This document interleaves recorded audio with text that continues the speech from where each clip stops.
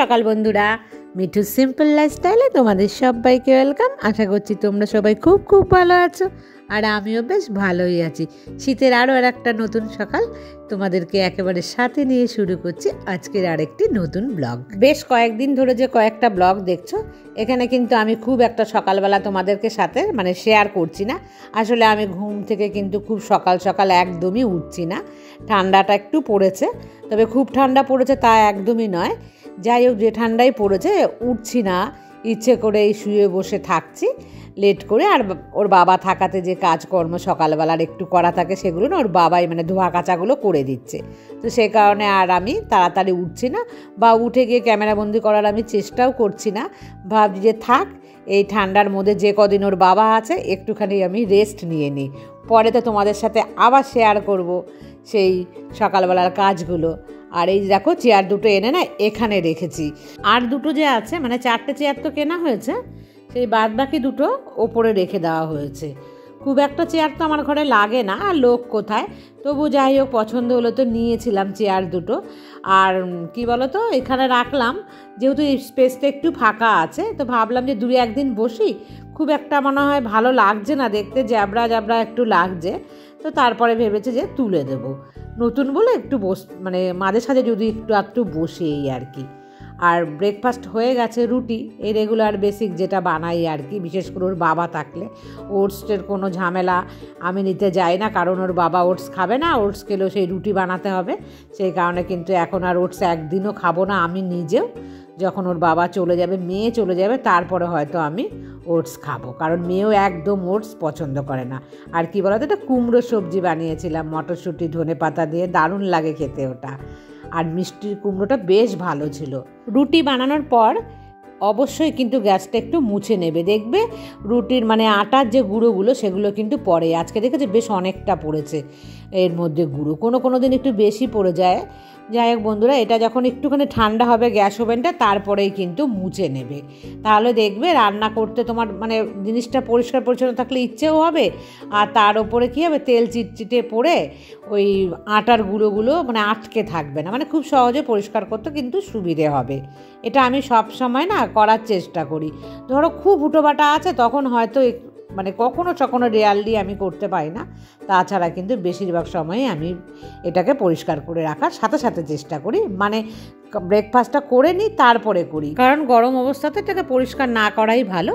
আর breakfast করতে করতে ততক্ষণে ঠান্ডা হয়েও যায়। আর বন্ধুরা, এখন কি রান্না করছি বলো তো? বাঁধাকপি। এখনও মটরশুঁটি কিন্তু আমি কিনিনি বন্ধুরা। এই মটরশুঁটি সেই আগের মটরশুঁটি, খেলে না তোমরা বুঝতে পারবে, যারা ফ্রোজেন করে রাখো তারা তো জানো, একদম কিন্তু শক্ত নয়, মনে হবে যেন বাজার থেকে যে ফ্রেশ মটরশুঁটি কিনে এনেছি একদম সেই রকমই। তো ভেবেছি এই বছরও লাস্টের দিকে বেশ অনেকটা পরিমাণে, আগের বার যা রেখেছিলাম তার থেকে একটু বেশি পরিমাণে কালেক্ট করে রাখবো, কারণ আমার কিন্তু মটরশুঁটি প্রায় শেষ হয়ে এসছে। আর সেদিন বাজারে জিজ্ঞাসা করেছিলাম কত টাকা কিলো, তো বাজারে বলছে 150 টাকা কিলো। তো 150 টাকা কিলো দিয়ে যদি মটরশুঁটি কিনি, ভীষণ গায়ে লাগে, আর এর খোসায় তো ফেলা যায় অর্ধেকের বেশি। সেই কারণে আমি ভেবেছি এই বছর আরেকটু বেশি কালেক্ট করে রাখবো। আর বন্ধুরা, রান্না কিন্তু আমি কমপ্লিট করে ফেলেছি, কেবলমাত্র ভাত ছাড়া যে দুটো সবজি হবে, দেখতেই পেলে পুরো রান্না কমপ্লিট করে তারপরে এসছি। আমি এই টাইমে একটু জল খেয়ে তারপরে কিন্তু কাজে লেগে পড়ি।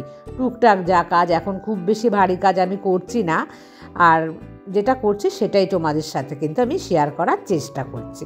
জানো তো বন্ধুরা, একটা কথা তোমাদের সাথে শেয়ার করি। আমি যখন ভিডিওগুলো পোস্ট করি সাথে সাথেই কিন্তু সবার আগে মধুমিতা আমার ভিডিওতে এসে কমেন্টস করে। এটা যে আমার কী ভীষণ ভালো লাগে। ও কিন্তু 99% দিনই সবার আগে আমাকে কমেন্টস করে।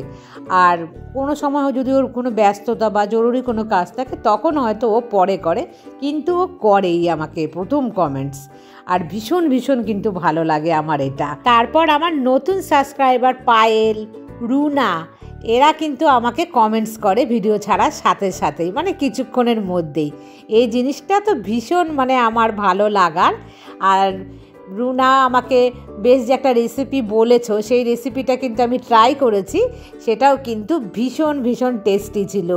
আর একটু টক হওয়ায় না টমেটো দেওয়াতে, ভীষণ কিন্তু আমার পছন্দ হয়েছে বন্ধু। আমি আরও অনেক দিন এটা বানিয়ে খাবো। আর পায়েল তার সাথেও আমার কিন্তু খুব সুন্দর একটা মিষ্টি সম্পর্ক এই 2-1 দিনের মধ্যেই গড়ে উঠেছে। তো ভীষণ ভালো লাগে জানতে পেরে। আর বিশেষ করে আমি কেন জানতে চাই জানো, যে কোথায় থাকো, কি করো, এই কারণেই যে আমি জানতে চাই। আমার ভালো লাগে যদি আমি জানতে পারি যে যার সাথে আমার কথা হচ্ছে তার বাড়ি কোথায়, বা তাকে যদি দেখতে পাই তাহলে কিন্তু মন থেকে না একটা শান্তি মেলে, যে তাকে আমি চিনি এবং সে কোথায় থাকে বা কি করে এইটুখানি আমি জানি। তো জানতে পারলে আমার মন থেকে শান্তি পায়। আজকে আমি এই কয়েকজনেরই নাম নিলাম, তো পরের ব্লগে আমি আরও বাদবাকি যারা আছো তাদের নাম আমি নেব বন্ধুরা। আর এখন সমস্ত কাজ আমি সেরে ফেললাম বলতে এই ঘরটাকে ভালো করে ঝাড়ু দিয়ে দিলাম, তারপর কিন্তু স্নান পুজো দিয়ে আমি চলে এসেছি। ব্রোকলি বয়েল করা, ওটা মানে ভাপে যে বলে না, স্টিম দেওয়া, সেটা। আর এখানে দেখো মাছ, যে কাকলে মাছ বেঁচেছিল সেটা, আর বাঁধাকপি, এই রান্না করেছি আজকে। ব্রোকলিটাকে না আজকে আর তোমাদের সাথে শেয়ার করলাম না, তবে আজকে ব্রোকলি কিন্তু আমি অনেক ছোট ছোট করে কেটে নিয়েছিলাম যাতে তাড়াতাড়ি মানে ভাপে বয়েল হয়ে যায়। আর বন্ধুরা খেয়ে নিই, তারপরে আসছি। এখন ঘড়ির কাঁটাতে কটা বাজে? 2:30 ক্রস হয়ে গেছে।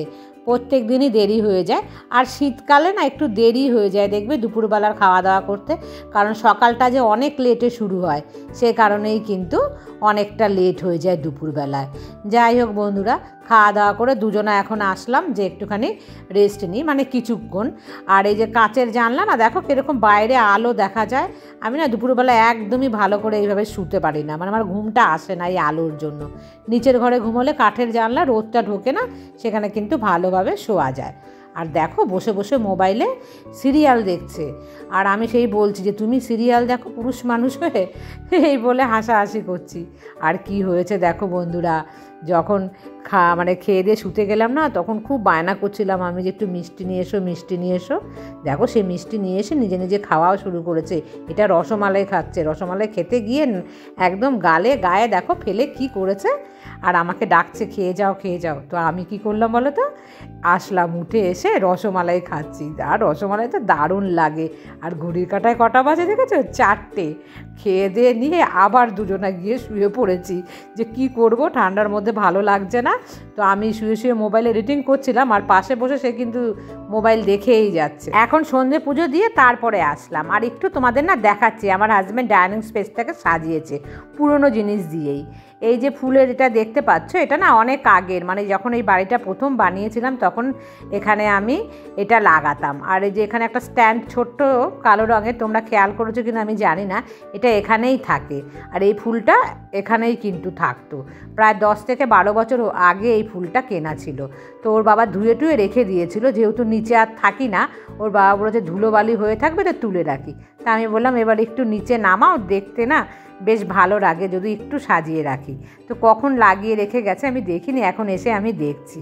আর এই দেখো একটা পিঙ্ক কালারের রোজ, আর তোমরা তো দেখতেই পাও, এটা হস্তশিল্প মেলা থেকে আমার কেনা হয়েছিল বেশ কয়েক বছর আগে স্ট্যান্ডটা। আর এখানে দেখো এই জায়গাটাতে কিন্তু আমার ছিল অ্যাকোয়াগার্ডটা, আর ওই অ্যাকোয়াগার্ডটাকে কিন্তু এক্সচেঞ্জ করেছি আমি, যেহেতু দুটো থেকে কোনো লাভ নেই, লোকই নেই, জন নেই। দেখো এই যে এই পোর্শনটার মধ্যে লাগানো ছিল, বোঝা যাচ্ছে? হ্যাঁ, এই যে ফটোটা লাগানো আছে না, এই ফটোটার পেছনে কিন্তু স্ক্রু দিয়ে ফুটো করে লাগানো ছিল। আর এই দেখো বন্ধুরা, এই বেসিংয়ের কলটার যে ভেতরকার ওয়াশারটা, ওটা কিন্তু পাল্টানো হয়েছে, আর জল একটুও পড়ছে না। আর এই দেখো এই দেয়ালে, এখানে না এটা কিন্তু আমার মেয়ের হাতে আঁকা ছবি, ওটাকে আমি বাঁধিয়ে নিয়েছিলাম। আর এই দেখো এইখানে লাগানো হয়েছে এটা। তো আমি এসে দেখছি বেশ ভালোই লাগছে না দেখতে, লাইটটা দেওয়ার পর দেখো বেশ ডিজাইনটা কিন্তু ফুটেই উঠেছে। তো আমি তোমাদেরকে একটু দেখানোর চেষ্টা করছি, তবে কতটা দেখাতে পারছি আমি কিন্তু বুঝতে পারছি না। যাই হোক বন্ধুরা, এই হলো নিচের ডাইনিং স্পেসটা, মানে জাস্ট একটুখানি ফুল দিয়ে সাজানো হয়েছে। তারপর কিন্তু ওপরে চলে আসলাম। এই যে স্টিলের জাগে জলটা কিন্তু আমি ওই অ্যাকোয়াগার্ড থেকে কালেক্ট করেছি, মানে গরম জল আমি নিয়েছি, তো সেই জল দিয়েই কিন্তু আমি চাটা বসিয়েছি। বেশ ফুটন্ত জল ওখান থেকে কিন্তু বার হয়। আর এই দেখো চা দিচ্ছি, সে দেখতেই পাচ্ছে না মোবাইল দেখার নেশায়, তো আমি তার মুখের সামনে নিয়ে যাচ্ছি গুটিয়ে গুটিয়ে, যে কী এত মোবাইল দেখছো, খাও চা, তোমার প্রিয় চা। তো এই বলে একটুখানি হাসি মজা করলাম। তারপরে এখন কিন্তু চলে এসেছি রাতেরবেলা 9টা বাজে, তো রুটি বানাবো। তো আগের একটুখানি মানে আর প্যাকেটে আটা ছিল সেটাও নিয়ে নিয়েছি, তো আর একটা নতুন প্যাকেট থেকে আমি আটা কেটে নিচ্ছি, কারণ আগের যে আটাটুকু আছে বেঁচে সেটা দিয়ে কিন্তু রুটি মানে অত অল্প আটাতে হবে না। আর ভাবলাম যে একটু বেশি করে এই আটাটা মেখে রাখি, তাহলে কাল সকালের জন্য কিন্তু হয়ে যাবে। শীতকালে রাতে রুটি খাওয়া তো ভীষণই ভালো, কিন্তু বিশ্বাস করো বন্ধুরা, আমার না রুটি করতে বিরক্ত লাগে, মানে এই আটা মাখার জন্য। আমি কতবার বলেছিলাম জানো আমার হাজব্যান্ডকে, একটুখানি আটা মেখে দাও না গো, মেখে দাও না গো, মেখে কিন্তু দেয়নি, সেও আটা মাখতে একটুও পছন্দ করে না।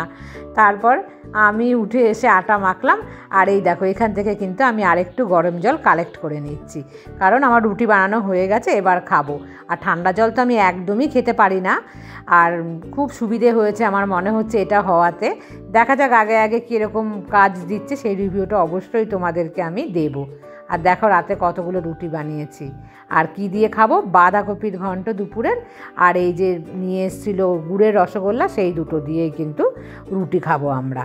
আর এ ভীষণ পছন্দ করে গুড়ের রসগোল্লা, তবে আমিও কম পছন্দ করি না, কিন্তু আগে ওকে দিলাম খেতে, তারপর আমি খেয়ে একদম রান্নাঘর পরিষ্কার করে নিট অ্যান্ড ক্লিন যাকে বলে রেখে দেব, তারপর কিন্তু আমি ঘুমোতে যাব।